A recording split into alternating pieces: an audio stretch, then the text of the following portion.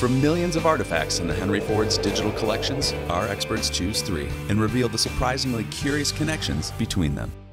An 1840 Anti-Slavery Almanac, a painting showing a crowd of people, a pink knitted hat. How did these seemingly different objects connect? They all relate to a lofty ideal that's considered fundamental to America's democratic society: freedom of speech. Although freedom of speech gives all people the right to freely express their opinions, this hasn't always been possible. Take freedom of the press, for example. In 1791, our Constitution guaranteed freedom of the press, but in the early 1800s, this was severely tested over the question of slavery.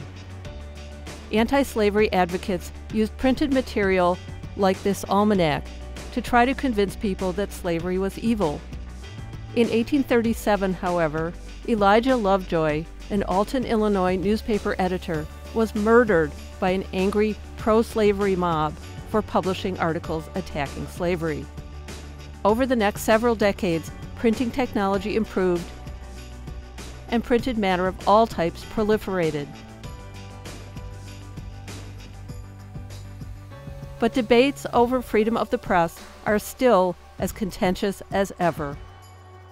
Freedom of speech also relates to people's right to speak out in a public forum, raising unified voices to draw attention to perceived injustices, like rallies to support women getting the right to vote 100 years ago, or workers going on strike in attempts to unionize, as seen in this dramatic 1941 painting of Ford Motor Company workers, like organizing to take a stand on infringements of civil rights, and protesting war, and other causes that seem unjust. This ideal remains as strong as ever today. For decades, people have worn political buttons to express their personal views.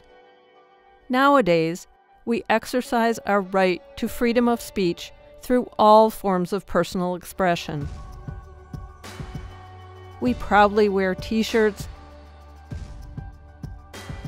baseball caps, tote bags, sneakers, and pink knitted hats to speak for us. An 1840 Anti-Slavery Almanac, a painting showing a crowd of people, a pink knitted hat. What do they all have in common? One of our most cherished ideals: freedom of speech.